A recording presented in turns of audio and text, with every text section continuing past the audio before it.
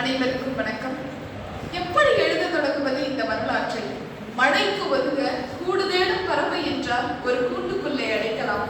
மேகத்தின் மேல் சென்று தன்னை பாதுகாத்துக் கொள்ளும் பருந்துதனை எந்த கூட்டில் அடைப்பது?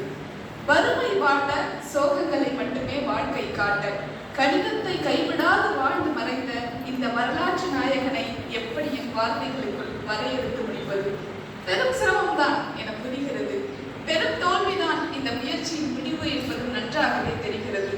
வெற்றி மட்டும்தான் இன்பத்தை வாரி இறைக்க வேண்டுமா என்ன? நிச்சயமாக இல்லை. சில நேரங்களில் சில தோல்விகளும் சுகமானவையே. அப்படி ஒரு தோல்வியின் சுகத்தோடு தொடங்குகிறேன் இந்த எழுத்தை.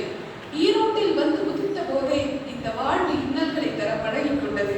பச்சிலம் குழந்தையாக இருந்த போதே பெரியம்மையின் தாக்கம், 3 வயதாகியும் மௌனம் காத்து நின்ற பேச்சு என போராட்டத்திலே பூந்தது இந்த மேதையின் வாழ்வு.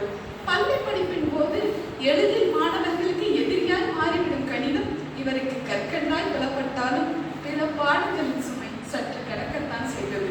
பட்ட படிப்பின் போதோ கணிதம் அல்லாத பாடங்களில் இவர் கண்ட தோல்வியினால் உறுதுணையாய் இருந்த உதவி தொகையும் இவரை உதறிவிட்டு சென்றது. பணம் விளையாடும் ஏடிஎம் மிஷினின் அடிப்படை சூத்திரத்தை வடிவமைத்து கொடுத்த இவருக்குத்தான் பண நெருக்கடியை பரிசாய் வழங்கியது இந்த வாழ்வு. தான் செய்யும் கணித ஆராய்ச்சிக்கு காகிதம் வாங்க கூட காசில்லாமல் தான் வேலை செய்த இடத்தில் ஒரு பக்கம் உபயோகப்படுத்திவிட்டு வீசி எறியப்பட்ட தாள்களை சேகரிக்க வைத்தது வாழ்க்கையின் பலமாய் இவருக்கு வழங்கிய வறுமை. ஒரு குழந்தையை அடித்து அழ வைத்துவிட்டு பின் சமாதானம் செய்ய கொடுக்கப்படும் மிட்டாயை போல இவர் வாழ்வு இவருக்கு நிகழ்த்தி கொடுத்த அதிசயம் என்றுதான் எனக்கு ஹார்டியின் சந்திப்பு பற்றி குறிப்பிட தோன்றுகிறது.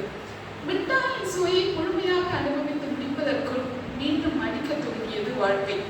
இங்கிலாந்தின் பருவநிலை இம்சிக்க தொடங்கியது. அசைவம் கலந்திருக்குமோ என்ற பயம் அங்கு கிடைக்கும் உணவுகளை உண்ணவிடாமல் தடுத்தது.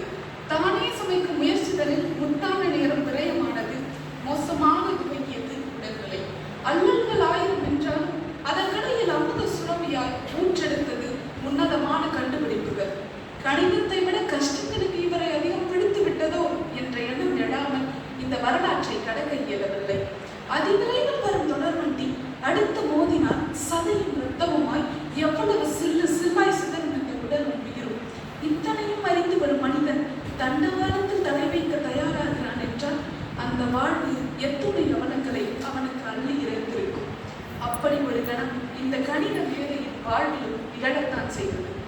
லண்டன் கணித கழகத்தின் கௌரவ உறுப்பினர், கேம்பிரிட்ஜ் தத்துவ கழகத்தின் கௌரவ உறுப்பினர் என மீச்சிறந்த அங்கீகாரங்களுக்கு மத்தியில் FRS fellow of Royal Society என்ற உயரிய அங்கீகாரத்தையும் எப்படியாவது வாங்கி கொடுத்து விட வேண்டும் என ஹார்டி எத்தனித்துக் கொண்டிருந்த போதுதான் இந்த அவலம் நடந்தேறியது. ஏதோ கணிதத்தின் அதிர்ஷ்டம் அவர் காப்பாற்றப்பட்டது. பிறந்த நாள் கொண்டாட்டத்தின் போது இத்துணை வழிகளை கவிதையில் கரைக்க வேண்டிய தேவை உள்ளதா என தோன்றாமல் இல்லை. எப்போதுமே வெற்றியாளர்களிடம் வெற்றி என்ற வெளிச்சத்தை மட்டுமே பார்த்து பழகிவிட்டோம். ஆனால் அது எவ்வளவு இருட்டினை கடந்து வருகிறது, அந்த இருட்டு எவ்வளவு அடர்த்தியானது. சொல்ல போனால் அது கடக்கும் இருட்டின் அளவீடுதானே வெற்றியின் குறியீடு. வயிற்று பசியை அலட்சியடைய செய்வது கணிதத்தின் பால் அவர் கொண்டிருந்த தாகம். ஆம், அந்த தாகம் தான் அவரை இன்னும் நினைக்க செய்கிறது, திகைக்க செய்கிறது. தமிழனின் அறிவை தரணியை வியக்க செய்கிறது. வாய்ப்பளித்த